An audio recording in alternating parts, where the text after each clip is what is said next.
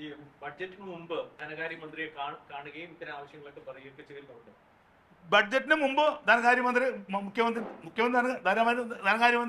ഞങ്ങൾ കണ്ടിരുന്നു. ബഡ്ജറ്റിന് മുമ്പും കണ്ടിരുന്നു. ഇദ്ദേഹം മുഖ്യമന്ത്രി ആവുന്നതിന് മുമ്പ് ഞങ്ങൾ കണ്ടിരുന്നു. പ്രതിപക്ഷ നേതാവിന്റെ കാലത്തും ഞങ്ങൾ എല്ലാ ജില്ലകളിലും ഞങ്ങൾ പോയി അദ്ദേഹത്തിന്റെ പൊതുയാത്ര ഞങ്ങൾ കണ്ടിരുന്നു. ഇതൊക്കെ അദ്ദേഹത്തിന് നല്ല ബോധ്യമുള്ളതാണ്.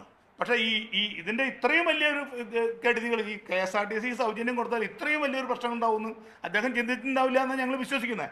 അപ്പോൾ അല്ലെങ്കിൽ ഇത് നടക്കുള്ളൂ. അല്ലെങ്കിൽ ഇത്ര ഒരു പ്രസ്താവന ഇറക്കുമ്പോൾ അതിന് ഒരു റൂട്ടിൽ ഒരു ബസ് സൗജന്യമായിട്ടും ഒരു ബസ് കാശ് വാങ്ങിയിട്ട് ഓടുമ്പോൾ എങ്ങനെയാണ് ജനം ഈ കാശ് വാങ്ങുന്ന ബസ്സിൽ കയറുക? സ്വാഭാവികം ഏത് മനുഷ്യനായാലും 1 ലക്ഷവും 2 ലക്ഷവും ഒക്കെ ശമ്പളം മേടിക്കുന്ന ആളുകൾ പോലും ഇപ്പോൾ ബസ്സുകളിൽ സൗജന്യ യാത്ര ഉപയോഗിച്ചുകൊണ്ടിരിക്കുന്ന ഒരു കാലഘട്ടമുണ്ട്.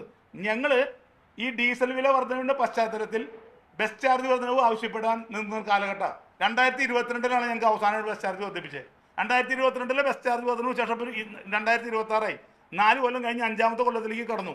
അന്ന് ഞങ്ങളോട് പറഞ്ഞിരുന്നത് ഞങ്ങളുടെ ബസ്സുകളിൽ കയറുന്ന മഹാഭൂരിപക്ഷം യാത്രക്കാരായ വിദ്യാർത്ഥികളുടെ യാത്രാ നിരക്ക് 50% ആക്കണമെന്നും മിനിമം ചാർജ് 5 രൂപയാക്കണമെന്ന് പറഞ്ഞും സർക്കാർ നിയോഗിച്ച കമ്മീഷന്റെ റിപ്പോർട്ട് പോലും സർക്കാർ പൂത്തിവെച്ചുകൊണ്ട് ഈ 4.5 കൊല്ലത്തിനിടയിൽ ഒരു വർധനവും ഞങ്ങൾക്ക് നടപ്പിലാക്കി തന്നില്ല. അത് ഞങ്ങളുടെ പ്രധാനപ്പെട്ട ഒരു ആവശ്യം, ഞങ്ങളുടെ ബസ്സുകളിൽ കയറുന്ന മഹാഭൂരിപക്ഷം യാത്രക്കാരിൽ സ്ത്രീകൾക്ക് കഴിഞ്ഞാൽ പിന്നെ വിദ്യാർത്ഥികളാണ് കൂടുതലുള്ളത്. ഈ വിദ്യാർത്ഥികളിൽ ഞങ്ങൾ ഇപ്പോഴും 1 രൂപയ്ക്കാണ് കൊണ്ടുപോകുന്നത്. അപ്പോൾ ഇതിനൊരു മാറ്റം വേണ്ടേ? അപ്പോൾ ഇതിനൊക്കെ മാറ്റം വരുത്താൻ സംസ്ഥാന സർക്കാർ തയ്യാറായില്ലെങ്കിൽ ഞങ്ങൾക്ക് ഇത് മുന്നോട്ട് കൊണ്ടുപോകാൻ കഴിയില്ല. ഞങ്ങൾ എന്ന് പറഞ്ഞാൽ ഇതൊരു സംഘടനയുടെ ഒരു സമരത്തിന്റെ ആഹ്വാനമായിട്ട് നിങ്ങൾ കണക്കൂട്ടണ്ട. ഏത് നിമിഷവും സംസ്ഥാന സ്വകാര്യ ബസ്സുകൾ നിങ്ങൾ ചുരുങ്ങിയ നിലയിൽ കണക്കൂട്ടിയാൽ ഈ ഒരാഴ്ച ഈ 4-5 ദിവസമൊക്കെ ഞങ്ങൾ കയ്യിൽ നിന്ന് 5000-6000 കൊടുത്തിട്ടാണ് പലരും ബസ് ഓടിച്ചിട്ടുള്ളത്. ഇനി കയ്യിൽ നിന്ന് 5000-6000 ഒന്നും കൊടുത്ത് ബസ് ഓടിക്കാൻ ഒരു ഉടമയും തയ്യാറാവില്ല. പ്രത്യേകിച്ച് കൂടുതൽ ബസ്സുള്ളവർ തീരെ തയ്യാറാവില്ല. 1-2 ബസ്സുള്ളവരും സ്വന്തമായിട്ട് ഡ്രൈവറും കണ്ടക്ടറൊക്കെ ആയിട്ട് ജോലി ചെയ്യുന്ന ഉടമകൾക്കൊക്കെ കുറച്ചു കാലം കൂടി ചിലപ്പോൾ ഓടാൻ കഴിയും. അല്ലെങ്കിൽ KSRTC തീരെ കുറവുള്ള റൂട്ടുകളിലൊക്കെ ചിലപ്പോൾ ഓടാൻ കഴിയും. അല്ലാത്ത റൂട്ടുകളിലൊന്നും ബസ്സുകൾക്ക് ഓടാൻ കഴിയില്ല. ഏത് നിമിഷവും മുന്നറിയിപ്പില്ലാതെ സ്വകാര്യ ബസ്സുകൾ നിശ്ചലമാവും. ഒരു തർക്കമോ കാര്യത്തിലില്ല. മുന്നോട്ട് വെച്ച ഈ പാക്കേജ് എന്ന് പറയുന്നത് സർക്കാരിന്റെ ഒരു പ്രൊപ്പോസൽ ഉണ്ടാവും. അതെന്തൊക്കെയായിരുന്നു? അത് ഈ സംവിധാനം കാണാൻ വേണ്ടി അല്ല, ഞങ്ങളുടെ ഏറ്റവും പ്രധാനപ്പെട്ട ആവശ്യം ഈ സ്ത്രീകൾക്ക് സൗജന്യ യാത്ര കൊടുക്കാൻ സർക്കാർ തീരുമാനിച്ച 2 തട്ടിലാക്കുന്ന നടപടി മാറ്റിവെച്ച് സ്ത്രീകൾക്ക് കൊടുക്കട്ടെ, സൗജന്യം കൊടുക്കട്ടെ. ഞങ്ങളതിനെ സ്വാഗതം ചെയ്യുന്നു. ഈ സ്ത്രീകളെ ഞങ്ങളും കയറ്റാം. അവരും ഞങ്ങളുടെ ബസ്സുകൾ, ഞാൻ നേരത്തെ പറഞ്ഞു, അവരും ഞങ്ങളുടെ ബസ്സിൽ കയറുമ്പോൾ അവർക്ക് 0 ടിക്കറ്റ് അടിക്കുന്ന സംവിധാനം, അത് ഞങ്ങൾക്ക് റീഫണ്ട് ചെയ്യാനുള്ള സംവിധാനം വേണം. പിന്നെ ഞങ്ങൾ അടിക്കുന്ന ഡീസൽ, ഞങ്ങൾ രാവിലെ ബസ് ഓടാൻ തുടങ്ങിയാൽ ഞങ്ങൾ അടിക്കുന്ന ഡീസലിന് ഞങ്ങൾ സെയിൽ ടാക്സ് 22.76%. 104 രൂപയ്ക്ക് ഡീസൽ അടിക്കുന്ന 22.76% ഞങ്ങൾ സെയിൽ ടാക്സ് കൊടുക്കുക. അത് സ്റ്റേറ്റ് ഗവൺമെന്റ് കിട്ടുന്ന, കേന്ദ്ര ഗവൺമെന്റ് കിട്ടുന്നതല്ല. അപ്പോൾ അതിൽ സർക്കാരിന് ഞങ്ങൾക്ക് ഒരു ഇളവ് തരാം. ഡീസലിന്റെ സെയിൽ ടാക്സിൽ ഞങ്ങൾക്ക് ഇളവ് തരാം. അതുപോലെ തന്നെ ഞങ്ങൾക്ക് ഡീസൽ വിലയിൽ ഞങ്ങൾക്ക് കുറവ് തരാം. ഇവിടെ ബോട്ടിന്റെ മണ്ണെണ്ണ സബ്സിഡി 50% മുതൽ 70% വർദ്ധിപ്പിച്ചു. ഈ 70% വർദ്ധിച്ചായിട്ട് ഈ ബഡ്ജറ്റിൽ തന്നെ പറഞ്ഞു. അപ്പോൾ അത്തരം സബ്സിഡികൾ ഡീസൽ അടിക്കും. ഞങ്ങൾ സർക്കാർ നൽകുന്ന പെർമിറ്റിലാണ് ഓടുന്നത്. ഞങ്ങളൊരു ദിവസം എത്ര കിലോമീറ്റർ ഓടുന്നു എന്നുള്ള വിവരം സർക്കാരിനറിയാം. അപ്പം ഞങ്ങൾ ഓടുന്ന കിലോമീറ്റർ കണക്കാക്കി അതിനൊരു മോണിറ്ററിംഗ് സംവിധാനമൊക്കെ സർക്കാരിൻ്റെ മോട്ടോർ വകുപ്പൊക്കെ ബന്ധപ്പെട്ട് വെക്കാവുന്നതാണ്. അത് കണക്കാക്കി ഞങ്ങൾക്കൊരു ഡീസലിൻ്റെ ഒരു സബ്സിഡി തരാനാണ് സർക്കാർ തയ്യാറാവേണ്ടത്. പിന്നെ ഞങ്ങളുടെ ബസ്സുകളിൽ കയറുന്ന വിദ്യാർത്ഥികളുടെ യാത്രാ നിരക്ക് കാലോചിതമായ പരിഷ്കരണം. ഈ 1 രൂപ എന്നൊക്കെ പറഞ്ഞാൽ ഇവിടെ എല്ലാ സ്വാശ്രയ കോളേജുകൾക്കും ഇവിടെ വർഷാവർഷങ്ങളിൽ ഫീസ് കൂട്ടാനുള്ള അധികാരം സർക്കാർ കൊടുക്കുക. സ്വാശ്രയ കോളേജുകളിലെ കുട്ടികൾ എത്രയധികം കുട്ടികൾ പഠിക്കുന്നുള്ളൂ. അപ്പോൾ അവർക്കൊന്നും അവരെ ഫീസ് വർദ്ധിപ്പിക്കാനോ, അവരുടെ വിദ്യാഭ്യാസ സ്ഥാപനങ്ങൾ എല്ലാവരും കച്ചവട അടിസ്ഥാനത്തിൽ ബസ്സുകൾ നടത്തുന്നുണ്ട്. നിങ്ങൾ ആ ബസ്സുകളുടെ ഫീസ് ഒന്ന് പരിശോധിക്കണം. ആ ബസ് ഫീസ് നിങ്ങളൊന്ന് അന്വേഷിക്കുക. ആ ബസ് ഫീസുകളൊക്കെ കൃത്യമായിട്ട് എല്ലാ വർഷവും ഡീസലിന് 2 രൂപ കൂട്ടിയാൽ അതിൻ്റെ എസ്കലേഷൻ അനുസരിച്ച് അവർ അത് വർദ്ധിപ്പിക്കാറ് കാലാകാലങ്ങളിൽ പതിവുള്ള.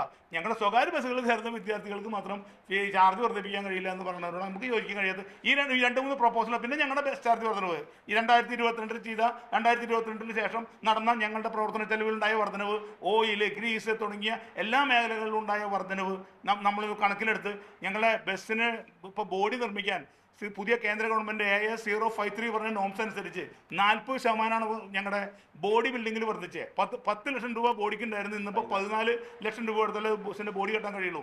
22 വർഷം കഴിഞ്ഞ് ബസ് ഓടാൻ കഴിയില്ല. അപ്പോൾ ആ ഒരു സാഹചര്യത്തിൽ ഞങ്ങളെ സംരക്ഷിക്കാൻ ഞങ്ങൾ ഇത്തരം ഇളവുകൾ വരണം. നിങ്ങളൊരു കാര്യം മനസ്സിലാക്കേണ്ടത്, ഇവിടെ KSRTCയുടെ ഫ്ലീറ്റ് സ്ട്രെങ്ത് എത്രയാണ്?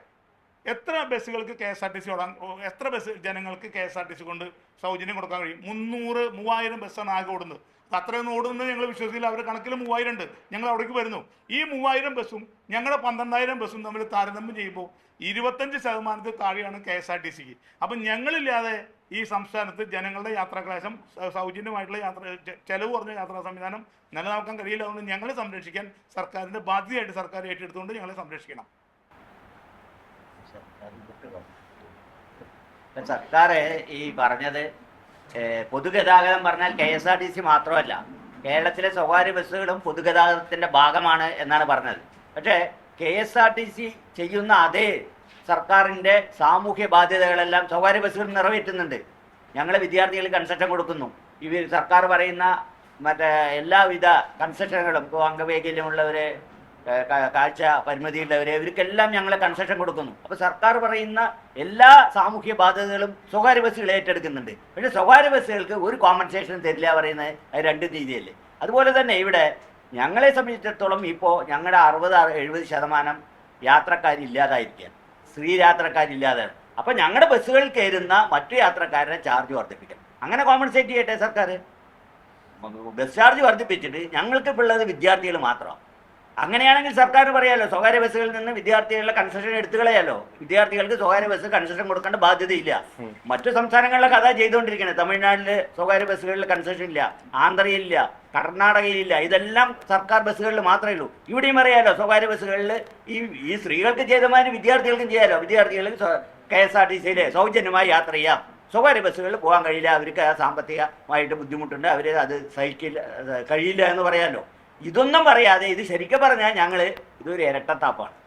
ഇത് നമ്മളെ പറഞ്ഞു നിർത്തിയിട്ട് ഞങ്ങൾ ഒരു സർക്കാരിന് തന്നെ, അതും പുതുതായി വന്ന സർക്കാരിന് നേരെ ഒരു പ്രക്ഷോഭ പരിപാടികളല്ലാതെ സ്വാഭാവികമായിട്ട് 30-ാം തീയതി ടാക്സ്. ഇപ്പം തന്നെ പാലക്കാട് ഗുരുവായൂർ സെക്ടറിൽ 10 ബസ് കണ്ടിന്യൂസ് ആയി പോകുന്ന ഒരു കമ്പനിയുടെ 4 ബസ്സുകൾ ഇന്നലെ ഓടിയിട്ടില്ല. അത് നിർത്തിവെച്ചു. എന്താ വെച്ച് കഴിഞ്ഞാൽ എല്ലാ 20 മിനിറ്റിലും KSRTC ഓർഡിനറി സർവീസ് പോവുക. നേരത്തെ ഇവിടെ സൂചിപ്പിച്ചു, 1 മണിക്കൂറിന് ഒരു ബസ് ഉണ്ടെങ്കിൽ ആ റൂട്ടിൽ KSRTCയുടെ എഫക്റ്റ് ഉണ്ട്, ഈ സ്ത്രീ യാത്രകളിലെ എഫക്റ്റ് ഉണ്ട്. ആൾക്കാർ മാറി നിൽക്കുക. നമ്മൾ വൈകുന്നേരം 5 മണിക്കൊക്കെ ഞങ്ങളിത് 4 ദിവസമായി സർവേ നടത്തിക്കൊണ്ടിരിക്കുക.